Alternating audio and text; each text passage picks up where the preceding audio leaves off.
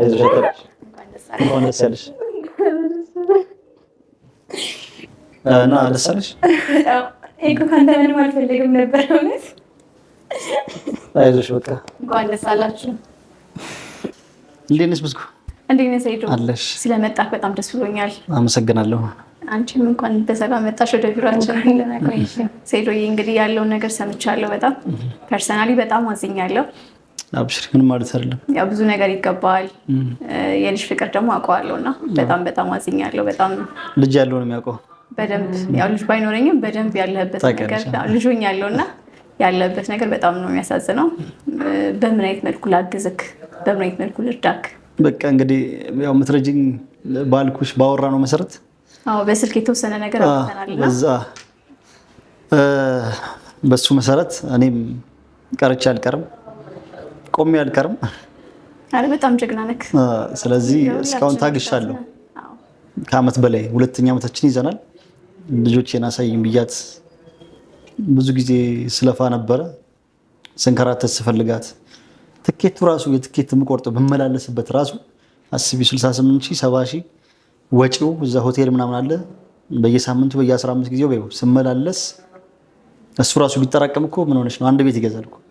ያንን ራሱ ብጠቀምበት ወይ ብሰራበት አመቱን በሙሉ እሷን ፍለጋ እዛ ስመላለስ አስቢው። እና ከባድ ነው። አዎ እሱ ምንም አይደለም፣ ብር ወድቆም ይጠፋል። አጠፋ አይቆጨኝም፣ ግን የእሷ ቃሏን ማጠፋው ብቻ ትንሽ ከባድ ነው። በጣም ጠንካራ ነህ። እና እንግዲህ ያው እኔም አጥቼ አላጣም። በፊትም ሴቶች በሽ ናቸው። እኔም እንደውም ራሳቸው በቃ በእሷ ተናደው በእልህ እኔን አግባኝ እኔ ይሻላለሁ እሷ አንከራተተች የሚሉ ሴቶች አሉ። እኔም ቪዲዮን ካየኩ በኋላ እኮ እህቱ ስኖሪን ብድርለት እያልኩ እያሰብኩ ነበር። አንቺ አስበሽ ነበር? አስቤ ነበር። አሪፍ ነበር ባገኝ። ለነገሩ አሁን እኔም ማዘጋጅቻለሁ እንጂ እንግዳችን እሷ ናት። እሺ እንግዲህ ስለሷ በአጭሩ ብነግርሽ ጥሩ ልጅ ናት። ከዚህ በፊትም ደጋግማ እኔ ያለሁልህ ምንም ካንተ የምፈልገው ነገር የለም እና አትንከራተት፣ እሷን አትፈልጋት። ልጆች ያደጉ ቀን አባታችን ብሎ መምጣታቸው አይቀርም። ስለዚህ ካንተ 5 ሳንቲም አልፈልግም፣ በፈለግከው እምልልሃለሁ። ከፈለክ እንደውም ካንተ ምንም አይነት ነገር እንደማልፈልግ በውል እናድርገው። እንደውም ጋብቻውን አለች ተዋውለን ምንም ነገር ካንተ ብንለያይ እንኳን 5 ሳንቲም እንደማልጠይቅክ ልፈርምልህና አግባኝ። ያቺኛዋ ስላበሳጨች የልጆች እናት እኔ ክሳለሁ፣ እኔ ጥሩ ሚስት ሆንልሃለሁ ብላኝ ብታይ ማንም ያላለኝን አባባል ነው ያለችኝ። ገርማኝ እኔ ራሱ አስደንቃኝ። በጣም ልባም ሴት ናት። ስለዚህ እኔም በቃ በአንድ ቀን ከመጣሁ 2 ቀንም አልሞላኝም። በቃ ወሰንኩኝ፣ እሷ ትሻለኛለች፣ አባባሏ ቆንጆ ናት ብዬ። ስለዚህ አሁን እሷ ውስጧ የበለጠ እንደምታየው በጣም ጥሩ ናት። አስተሳሰቧ፣ አባባሏ፣ ያሰበችልኝ አስተሳሰቧ ማንም እናት እንኳን እንደዚህ አታስብ ያውቃለሁ አስባለሁ። እንደ እናት ነው ያሰበችልኝ። አንተን ልከሰ ነው እንጂ ካንተ ምንም ፈልጌ አይደለም። እሱ ተጎድተሃል። በቃ ካንተ ጋር አግብቼ ልጅ ነው ፈልገው ልጆች ወልድላለሁ፣ የፈለግከውን ያህል ቃል እገባላለሁ በምፈልገው ብላኝ ነው እንግዲህ።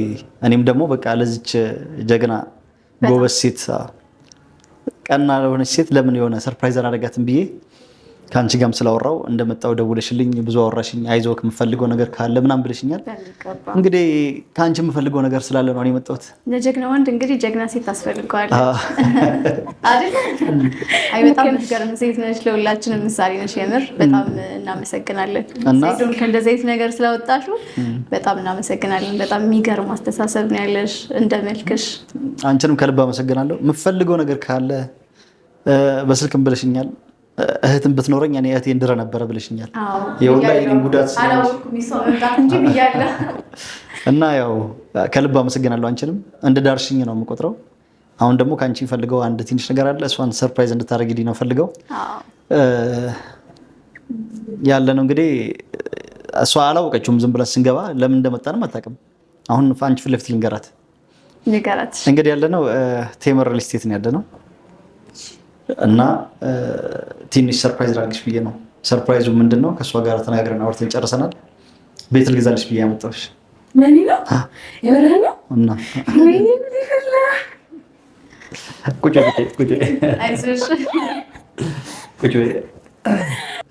ያንስሽ ነው እኮ ለአንቺ በጣም ጀግና ሴት ነች በእውነት እና እንኳን ደስ ያለሽ። እና ስለ ቤቱ እስኪ ላስመረጥሽ ብዬ ነው ቤት ልገዛልሽ የመጣሁሽ። እሷም ደግሞ ከምገዛልሽ ቤት ዲስካውንት እንደምታደርግልን ቃል ገብታልኝ እንደውም ቢቻልማ በነፃ ራሱ ብሰጣችሁ ነው ያለችኝ። እሰጣለሁ ነው ያለችኝ። ለእሷ ትንሽ ነግሬያታለሁ መጀመሪያውኑ እና ስላሉት ቤቶች እስኪ ምን አይነት ቤቶች እንዳሏት ታስረዳንና በዚህ አጋጣሚ ቪዲዮም እየሰራሁ ስለሆነ ተመልካቾቼም እሷን አመስግኑልኝ።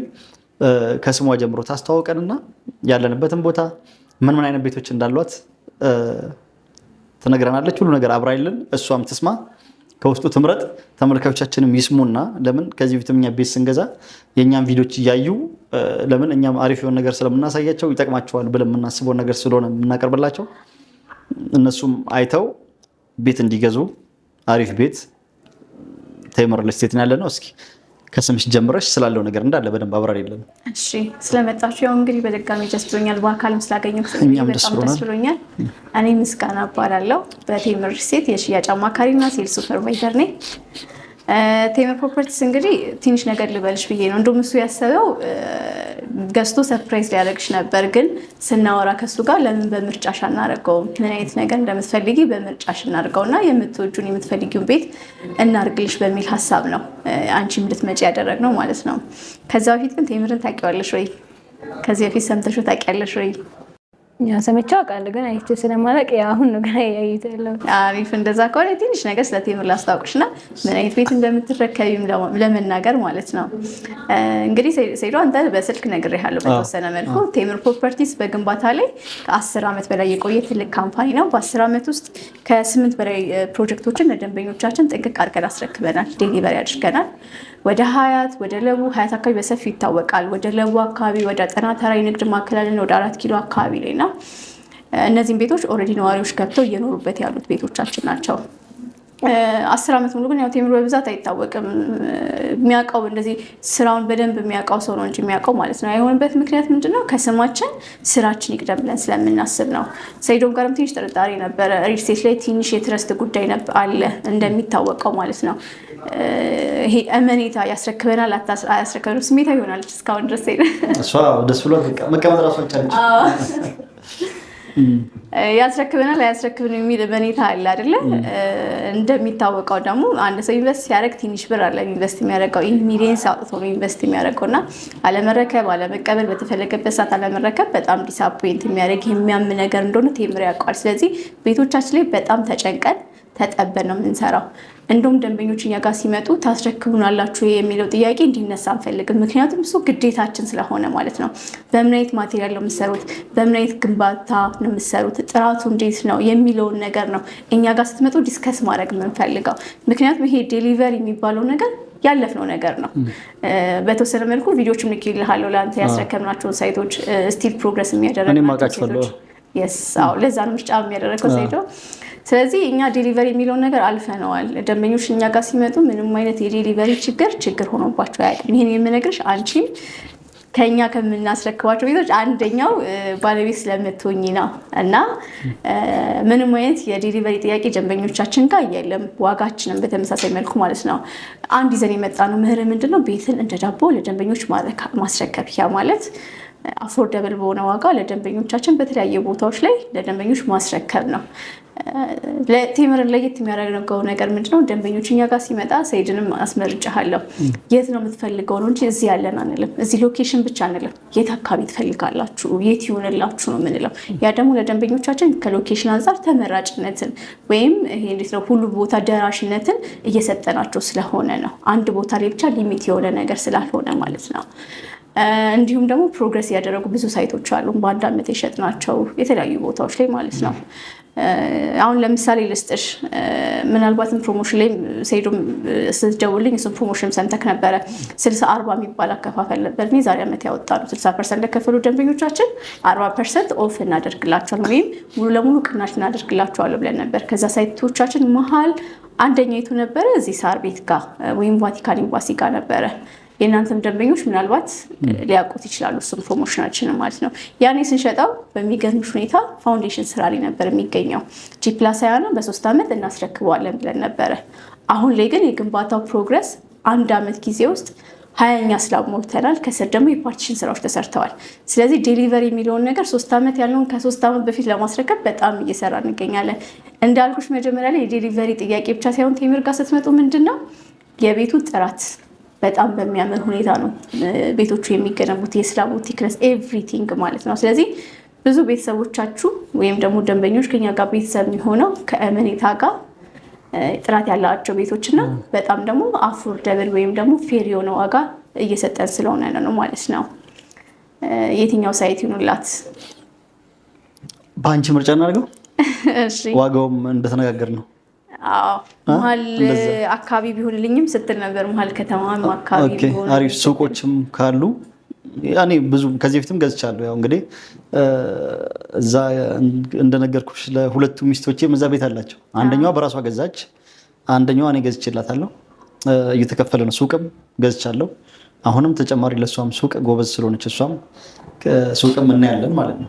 እንደ አቅማችን አይተን ቤቱንም ስለዚህ ቤቱንም ሱቁንም የምናየው ይሆናል ማለት ነው። ስለዚህ እስኪ ዋጋቸውንም ደግሞ በጠር አድርገሽ ተመልካዮችም ማወቅም ስለሚፈልጉ ከባለ 1 መኝታ አንስተሽ እስከ አላችሁ ድረስ እስከ ባለ 3 መኝታ ክፍል ለተመልካዮቻችን ማወቅም ስለሚፈልጉ እንደገናም ደግሞ በምን ያህል ጊዜም እንደምታስረክቡ እንግዲህ ደግሞ ቀጣይ ሪል ስቴቶቹ ቤቶቹ ምን እንዳላቸው ምን ያካታሉ የሚለውንም እሷም እንድታቅም ተመልካዮቻችንም እንዲያውቁ እሱንም ታብራሪልኝ ተጨምሪልኝና ቦታውን አይተሽ አንቺ ትመርጭልናለሽ ብዬ አስባለሁ። እሺ በእኔ ምርጫ ካደረግኩ አይቀር 2 ሎኬሽኖችን ሰጀስት ላድርግ። አሁን ላስቲክ ያወጣናቸው ላውንች ያደረግናቸው ሳይቶቻችን ናቸው። ሁለቱም መሀል ከተማ ናቸው። ሁለቱም ወርቅ የሆኑ ቦታዎች ናቸው። አንደኛው ሳር ቤት ነው፣ አንደኛው ደግሞ አዋሬ ነው። ከሳር ቤቱ ልጀምርልሽ እና አዋሬንም እነግርሻለሁ። ከዛ የምትመርጪው ሎኬሽን ላይ የቤት ባለቤት ሰይዶ ያደርግሻል ማለት ነው። የመጀመሪያው ሎኬሽናችን ሳር ቤት ነው። ያው ሳር ቤት እንደሚታወቀው ትንሽ ለሰፈሩ ልበልሽ ብዬ ነው። ከዚህ በፊቶችም ብዙ ፕሮጀክቶችን ሸጠናል። ቴምር ሳር ቤት ላይ በደንብ ይታወቃል። ከምንም በላይ ደግሞ በግንባታም ጥራቱና ሂደቱ በጣም ይታወቃል። ሳር ቤት እንዴት ነው?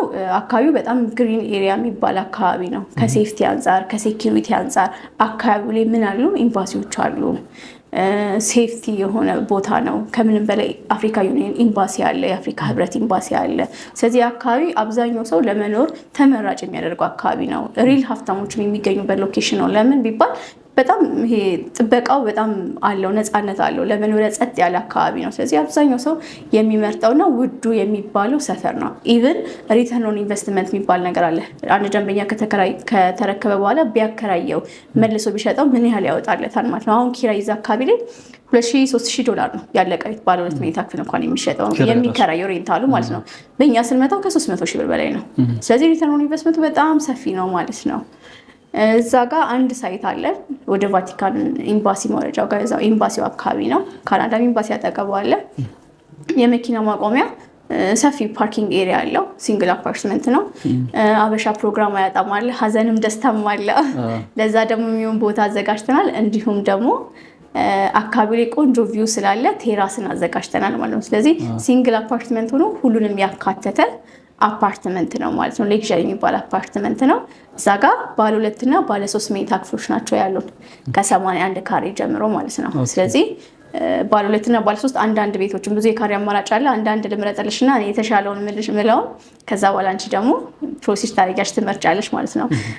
ባለ 2 ካስፈለግሽኝ 81 ካሬ ያለልሽ 8,910,000 ብር ነው ባለ 2 መኝታ። እሺ እስኪ አንድ ላቋርጥሽና በመሀል ባለ 2 መኝታ እስቲ ውስጡ ስላሉት ነገሮች ክፍሎችም የሰራተኛ ክፍል ምናምን ካለው ብታብራሪ ተመልካቾች ይፈልጋሉ። እሱንም አብራሪ። እዚህኛው ባለ 2 መኝታ ክፍል ላይ 2 መኝታ ክፍሎች አሉ፣ 2 መታጠቢያ ክፍሎች አሉ፣ ሰፊ ባልከኒ አለው። አሁን ላይ ባልከኒ የተለመደ ነገር ስለሆነ ማለት ነው። ኪችን አለው፣ የራሱ ሳሎን አለ። ሰፊ ሳሎን አለ፣ በጣም ሰፊ ሳሎን አለ። እኛ ግንባታዎቻችን እንዴት ናቸው? በጣም ፈንክሽናል የሚባል ናቸው። ይሄ እንዴት ነው ባይዘዌ የምንሰራው ምን በጣም እውቅና ካለው ዲዛይነር ጋር ነው እና ቤቶቹን ማስፋት ብቻ ሳይሆን ሁሉም ቤቶች ሰርኩሌሽን እና ቬንቲሌሽን እንዲያገኙ ተደርገው ነው ዲዛይን የሚደረጉት ማለት። ስለዚህ ፓርቲሽኑ በጣም የሚያምር ነው። ሰፊ ሳሎን አለው፣ ሰፊ መኝታ ቤቶች አሉት፣ ባልከኒ አለው፣ ኪችን አለው። ስለዚህ አንድ ቤት ያስፈልገዋል የሚባለውን ነገር ሁላ ያካተተ ሁሉ ነገር ያሟላ ነው። 81 ካሬ ነው ባሉት ሜታ ክፍል። ይሄ ጠቅላላ ክፍያው 8,910,000 ብር ነው። 8,910,000 አጠቃላይ ክፍያው ማለት ነው። አንድ ደንበኛ በቅድመ ክፍያው 3 አይነት አከፋፈል አለን። ለአንተም እንደነገርኩህ 3 አይነት አከፋፈል አለን። የመጀመሪያው በቅድመ ክፍያው ልክፈል የሚል ከሆነ 20% ቅድመ ክፍያ ከፍሎ ቀሪውን በግንባታ ሂደት ካለምንም ወለድና ካለምንም ኢስካሌሽን ብዙ ቦታ ላይ ቼክ አድርገው ከሆኑ ደንበኞቻችን በኢትዮጵያ ብር ተብሎ አግሪመንት ይፈርሙና አግሪመንቱን ገልጠው ሲያነቡት ግን የብረት ዋጋ ሲጨምር፣ የሲሚንቶ ዋጋ ሲጨምር ይህን ያህል ብር ደንበኛው ይከፍላል የሚል ነገር አለ። እኛ ድርጅት ግን ስትመጡ ፊክስር ነው 8,900,000 ብር የተዋዋል ነው። የዛሬ 3 ዓመት ስናስረክባችሁ በዚህ ዋጋ ነው። ምንም አይነት የዋጋ ጭማሪ ወለድ የሚባል ነገር ደንበኛውን አያካትተውም ወይም አይነካውም ማለት ነው። ስለዚህ አንድ ደንበኛ በአግሪመንቱ 20% ከፍሎ ቀሪውን 80% በግንባታ ሂደት በ14 ዙር በ15 ዙር የሚከፍል ይሆናል ማለት ነው። አከፋፈሉ ደግሞ የሚሆነው እንዴት መሰለህ? ከ5% ነው አብዛኛው አከፋፈሉ። ከ14ቱ 12ቱ 11ዱ 5% ነው። ያ ማለት ወደ 450,000 ብር ነው። ቀጣይ ፔመንቶች 20% ነው። ክፍያው ስንት ነው በብር? 400 1.6 አካባቢ ማለት ነው። 1,600,000 ብር አካባቢ ነው ቅድመ ክፍያ። እሱን ከፍለው ቀሪውን በየወሩ የሚከፍሉት በግንባታ ሂደት ነው። ካልገነባን ምንም አይነት ፔመንት ከደንበኞች አንጠይቅም። እየገነባን ነው እያመኑበት። ለምሳሌ ሲገነባ በምን ያህል ጊዜ ሊሆን ይችላል?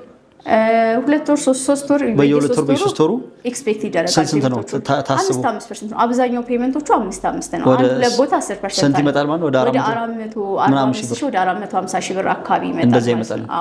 ስለዚህ ሁሉም ሰው አፎርድ የሚያደርገው ነገር ነው። ይሄን ያደረግነው ፔመንቶቹን በጣም እየቀናነስን 5% እያደረግን ያለንበት ምክንያት ምንድነው? አንደኛ ሁሉም ሰው አፎርድ የሚያደርገው ወይም በኪሱ ልክ የሚችለው ቤት እንዲሆን ስለምንፈልግ ነው። ሁለተኛው ደግሞ እንዳልኩህ መጀመሪያ ላይ ብዙ ደንበኛ ያስረክበናል የሚል ስጋት አለበት እና እያንዳንዷን 5% ሲከፍል ያንን ግንባታው መገንባቱን አምኖበት ነው የሚከፍለው። ስለዚህ እኛ 5% ለመቀበል ግንባታን መገንባት አለበት ማለት ነው። ስለዚህ ለትንሿም ሳንቲም ማለት ነው።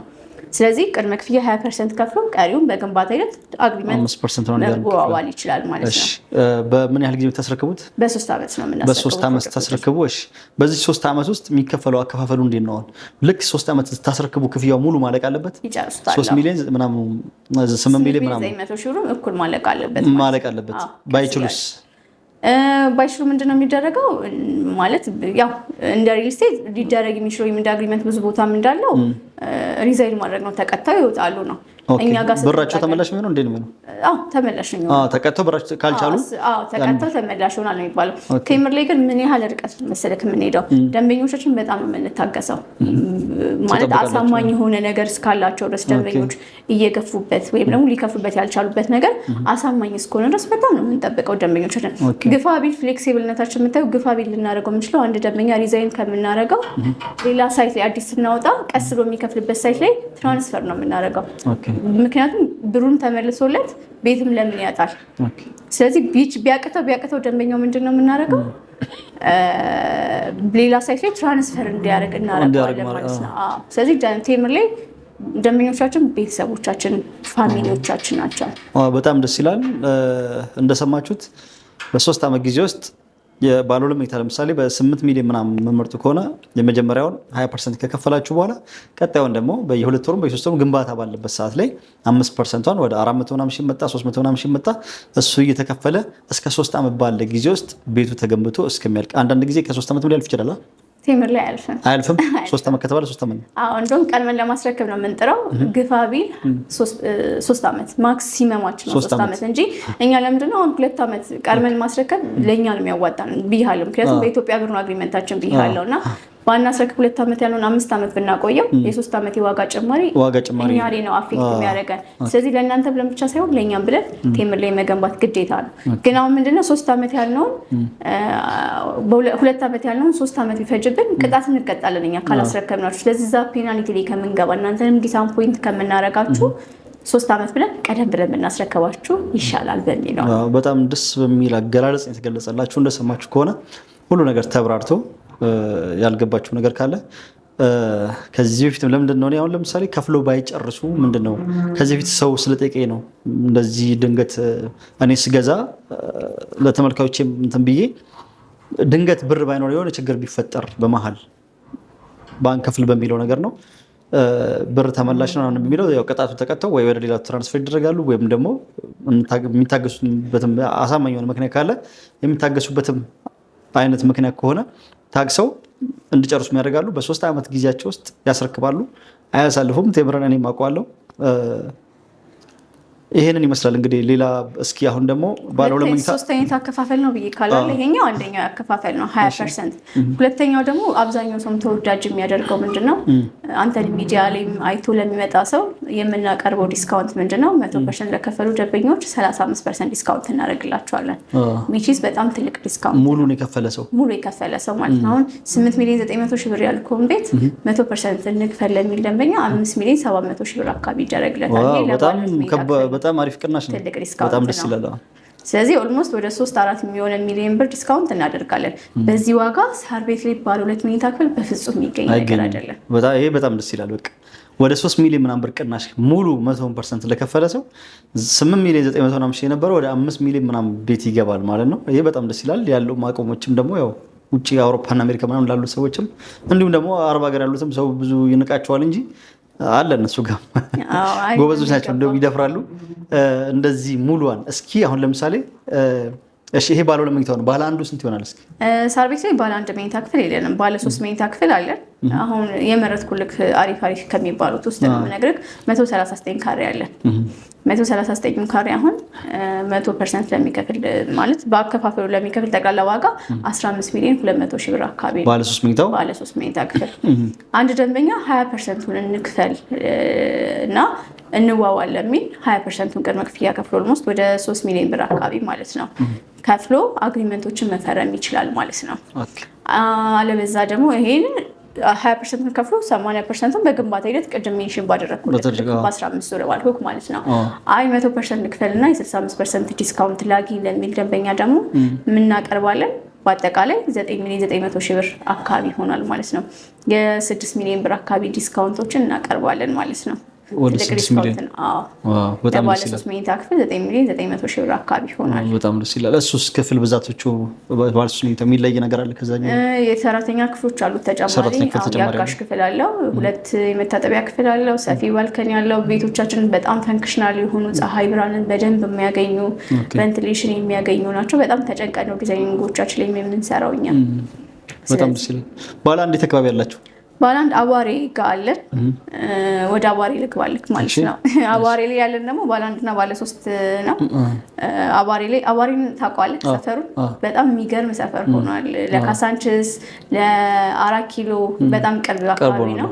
አሁን ደግሞ ይሄኛው የኛ ሳይት የሚገኘው ከቤተ መንግስት ወደ አዋሬ አደባባይ የሚሄደው መንገድ ነው። በጣም የሚያምር አካባቢ ሆኗል ሎኬሽኑ ማለት ነው።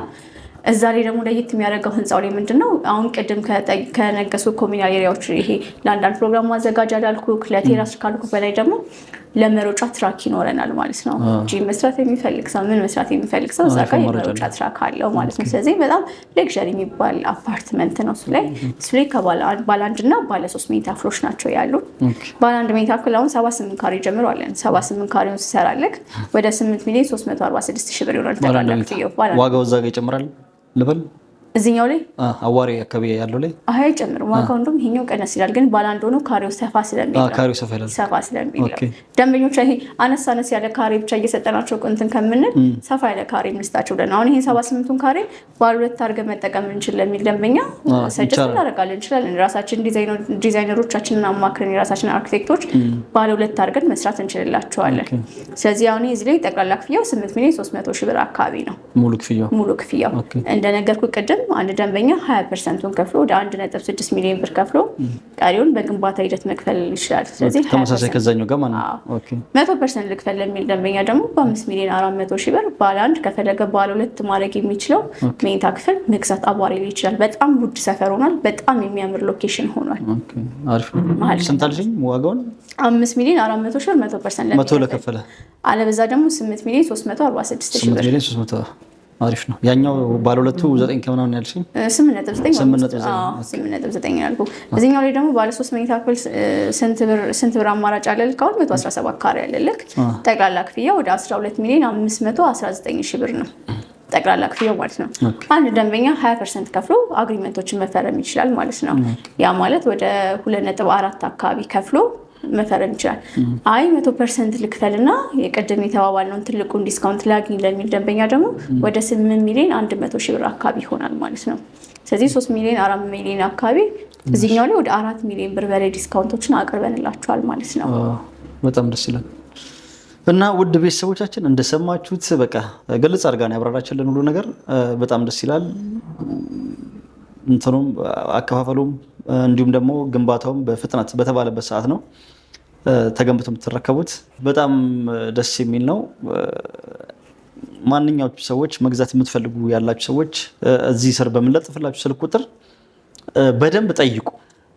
እሷ ግልጽ አድርጋ ታብራራችኋለች እና በሚቀምጥላችሁ ስልክ ደውላችሁም በዋትሳፕም በቴሌግራም በምንም ሆነ በሱ ታናግሯቸውና በደንብ እሷ በተረፈው ማለት ነው። ካልገባችሁ ያልገባችሁ መጠየቅ የምትፈልጉትን ነገር ካለ በደንብ እሷን ጠይቁና ቦታውንና ዋጋውን በተመቻችሁ እናንተ አይታችሁ መምረጥ ትችላላችሁ። እስኪ ደግሞ ወደ እሷ እንመለስና ሌላ የቀረ ነገር ካለ እንዲሁም ደግሞ ለእኛ ቤተሰቦች የሆነ ነገር ካላትም ደግሞ ከእሷ የምንሰማ ይሆናል።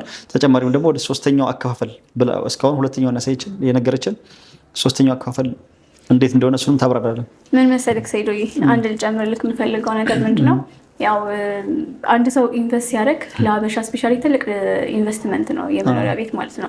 ስፔሻሊ እናንተ ደንበኞች አረብ ሀገርም ያሉ አሉ፣ ኢሮፕም ሀገር ያሉ አሉ። ብዙ ስራ ሰርተው ነው ያንን ብር የሚያመጡት ማለት ነው። ያው አብዛኛውን ጊዜ ፌር የሆነ ዋጋ ነው እኛ የምናቀርበው። ከምንም በላይ ግን ለደንበኞች የምንሰጣቸው ምንድነው የሚረከቡትን ቤት ነው የምንሰጣቸው።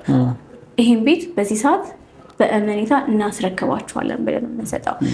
ሌላ ሜንሽን ያላደረግኩልክ ነገር ምንድነው 2017 ላይ አዋርድ ተዘጋጅቶ ነበረ፣ የሪል ስቴት አዋርድ ለመጀመሪያ ጊዜ ማለት ነው። እና አፎርደብል የሆኑ ቤቶች ወይም በቅናሽ ፌር በሆነ ዋጋ ቤቶችን ገንብቶ በማስረከብ በመሸጥ ብቻ አለ ገንብቶ በማስረከብ በሚል የዋንጫ ሽልማትና የሰርተፊኬት ተሸላሚ ሆነናል። ስለዚህ አብዛኛው ጋር ወይም ኢትዮጵያ ላይ የምንታወቅበት ነገር እሱ ሆኗል ማለት ነው። ሌላው ምንድነው ለአንተም ቃል ገብቼ ልክ ነበረ ዲስካውንት ልሰጥክ እችላለሁ እያልኩክ ነበር አይደለ? ስለዚህ ላደርግልክ የምችለው ምንድነው 30% እና ከዛ በላይ ለሚከፍሉ ደንበኞች የ15% እውነተኛ ቅናሽ እናደርግላችኋለን ማለት ነው።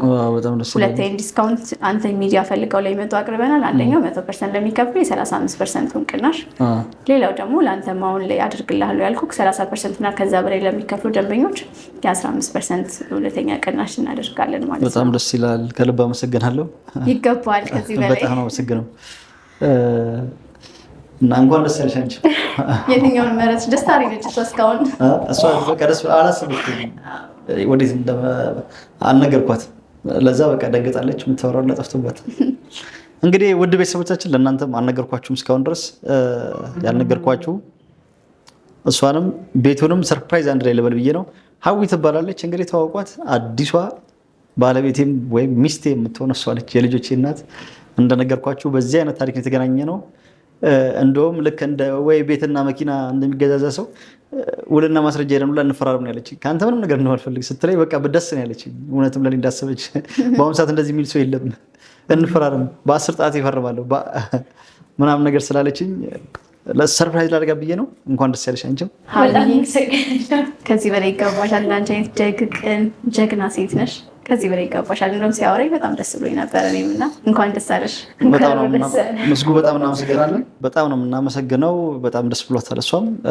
እሺ የቀረ ነገር ካለ ለተመልካቾቻችን ይጠቅማል የምትይ ካለ ብዙ ጥያቄ ስለሚያቀርቡ ሲሰሙ ምናልባት ይጠቅማቸዋል ወይም ደግሞ ያልተናገርኩ ነገር አለ የምትይ ከሆነ ትንሽ ጨምርልን። ቀደም ጀግና ሴት ናት፣ ሰራተኛ ሴት ናት ስትል ነበርና የንግድ ሱቅ አውርተን በቤቶቹ እና በደስታው ሳንጠቅሰው አለፍንና ደንበኞቻችን ምናልባት የሚፈልጉ ከሆነ ቆንጆ የንግድ ሱቅ አውጥተናል። ገላን አካባቢ ነው፣ ቃሊቲ ገላን አካባቢ በጣም ብዙ ኮንዶሚኒየሞች ያሉበት ትምህርት ቤቶች ያሉበት ስፍራ ነው። ስፔሻሊ አሁን ላይ እየለማ ያለ አካባቢ ነው እና አካባቢ ላይ የንግድ ሱቅ አውጥተናል። ትልቅ የንግድ ሱቅ ማዕከል ነው። እዛ ላይ ከ2,500,000 ብር ጠቅላላ ክፍያ እስከ 4,300,000 ብር ጠቅላላ ክፍያ ጀምሮ ነው ያወጣነው የንግድ ሱቅ ማለት ነው። በጣም ቆንጆ ሎኬሽን፣ ስፔሻሊ እንደዚህ ካፌ ለሚፈልግ ሰፋ ያለ ነገር ለሚፈልግ ሰው ለፋርማሲ ተመራጭ የሆነ አካባቢ ነው። ስለዚህ እዚህ ላይ ከ2.5 እስከ 4,300,000 ብር የንግድ ሱቅ አቅርበናል። ቅድመ ክፍያው ከአንድ ደንበኛ የሚጠበቀው ከ500,000 ብር ጀምሮ እየከፈለ በ3 ዓመት ነው የሚጨርሰው። በ2 ዓመት ነው የሚያልቀው የንግድ ሱቁ በ2 ዓመት ነው የሚጨርሰው። ስለዚህ ከ500,000 ብር ቅድመ ክፍያ ጀምሮ እየከፈሉ ሱቆቹ ሙሉ ክፍያ 2,500,000 ብር ጀምሮ አለ። ከ26 ካሬ ጀምሮ ማለት ነው። ከ26 ካሬ ጀምሮ ከደንበኞች አሁን የሚጠበቀው 500,000 ብር ቅድመ ክፍያ ብቻ ነው። የፈለገ ሰው ሱቁን ገዝቶ ማከራየትም ይችላል ማለት ነው። ማከራየትም ይችላል፣ ራሱን ሊነግድበት ቢል እዛ አካባቢ ላይ ገና እየተኖረበት ያለበት አካባቢ ብዙ ኮንዶሚኒየሞች ስላሉ በደንብ አዋጭ ነው። በጣም ደስ ይላል። በጣም ደስ ይላል። በቃ ሱቁንም እናስብታለን። ዋጋውን በጣም ደስ ይላል። ሱቁ ራሱ በአሁኑ ሰዓት እንደዚህ ስራ አለ ያዋጣል። ገዝቶ ማከራየትም ቢሆን የሆነ ንግድም ብንጀምር ማከራየትም ልነግድበትም ቢል ደንበኛ በ2 ሚሊዮን 5 ቁልፍ ሽያጭ እኮ አሁን ላይ ቁልፍ ራሱ 3 ሚሊዮን ብር ነው የሚባለው። ቁልፍ ራሱ ቦታን ተገዝቶ እንትን ተብሎ በጣም ደስ የሚለው። ሌላ የተረፈ ነገር አለ? የተረፈ ነገር ምንድነው? ከቴምር ፕሮፐርቲስ ጋር ቤተሰብ መሆን የሚፈልግ ደንበኛ ካለ ስፔሻሊ አሁን የጠቀስኳቸው ኦፈሮች አንተንም ብለው ላይ ይመጡ ሚዲያህን ብለው ላይ ይመጡ ያወጣነው ኦፈር ያው ለተወሰነ ጊዜ ነው፣ ሊሚትድ የሆነ ነው እና በዚህ ታይም ሊሚትድ ውስጥ መጥተው የቤት ባለቤት ይሆኑ፣ የሚረከቡትን ቤት ደግሞ ከኛ ይግዙ እንላለን። በጣም ደስ ይላል። ውድ ቤተሰቦቻችን እንደሰማችሁት እንግዲህ ቤቶችን መግዛት የሚፈልጉ ከሆነ ሰምታችኋል ሙሉ ማብራሪያውን። እንዲሁም ደግሞ ሱቆችን የራሳችሁ ከተለያየ ሀገር ላይ ስትገቡ ወደ ኢትዮጵያ ስትገቡ ወይም ደግሞ ሰራተኛ ቀጥራችሁ ማሰራት የሚፈልጉ ከሆነ ወይም ደግሞ ሱቁ ራሱ ገዝታችሁ ማከራየት የሚፈልጉ ከሆነ በአሁኑ ሰዓት ያው በጣም ዝርዝር ሀይ እየሄደ ስለሆነ ብሩ 2 ሚሊዮን ምናምን በጣም ትንሽ ብር እየሆነች ስለሆነ የቁልፍ መሸጫ እየሆነች ነው እና የሱቅ ባለቤት መሆን ትችላላችሁ። ሱቆችን በጣም ደስ የሚሉ ናቸው። ዋጋው በጣም ደስ ይላል። 2 ሚሊዮን ምናምን የራሳችሁ አድርጋችሁ ማከራየትም ልሰሩበትም በአጭር ጊዜ ውስጥ ያንን ብር መመለስ ትችላላችሁ እና በተረፈው እዚህ ላይ ባለው ስልክ ቁጥር እሷን አናግሯትና ያልገባችሁ ነገር ካለ በደንብ ከእሷ ጋራ ተወያዩና ጠይቋትና እና በምን አይነት መንገድ መክፈል እንደምትችሉ እሷን ጠይቋታላችሁ፣ ትነግራችኋለች። ውጭ ሀገር ምናምን ላሉት በምን አይነት መንገድ ነው ጨርሱት? በምን መልኩ መጨረስ ይችላሉ? ደንበኞቻችን ያው ተወካይ ቢኖራቸው አይቶላቸው የሚገዛ ተመራጭ ነው። ካልሆነ ግን እኛውን እንዳሉ አድርገን መረጃዎቻችንን ሰጥተን እኔም ባልኖር የሽያጭ ሰራተኞቻችን ስላሉ ማለት ነው እንዳሉ አድርገን በደንብ ገለጻ ካረግንላቸው በኋላ አግሪመንቶቻቸውን በዲኤችኤል መጨረስ ይችላሉ። እንደ ማንኛውም ቦታ ማለት በዋትስአፕ፣ በቴሌግራም፣ በኖርማል ስልክም እየደወሉ በቀጥታ ስልክ እኛን ማግኘት ይችላሉ። ከቴምር ጋር ቤተሰብ መሆን ይችላሉ። ከስር ባሉ ስልኮች አናግሯት እሷን ቤተሰብ ሆኑላችኋለሁ እና ሀዊ እንኳን ደስ ያለሽ፣ መብሩክ ብዬሻለሁ። እንግዲህ ሱቁንም እገዛልሻለሁ። በጣም የቸኮልኩ ቀስ ብለን እኮ ደስ ነበር። ቸኮልኩኝ በአንዴ ሰርፕራይዝ። እኔ ንግግርሽ ስላስደሰተኝ በአሁኑ ሰዓት እንደዚህ አይነት ሰው የለም ብዬ ስላስደሰተኝ በቃ አታልቅሽ፣ አይዞሽ፣ በቃ ተነሽ፣ አታልቅሽ። እንኳን ደስ ያለሽ፣ አታልቅሽ፣ አይዞሽ፣ አታልቅሽ። እንኳን ደስ ያለሽ እና ደስ አለሽ። ከአንተ ምንም አልፈልግም ነበር እውነት። አይዞሽ፣ በቃ እንኳን ደስ አላችሁ። አይዞሽ፣ አይዞሽ። እንኳን ደስ አለሽ። በጣም ደስ ብሎኛል። በጣም ደስ ብሎኛል። አታልቅሽ፣ ተረጋጊ። ቁጭ በይ። እሺ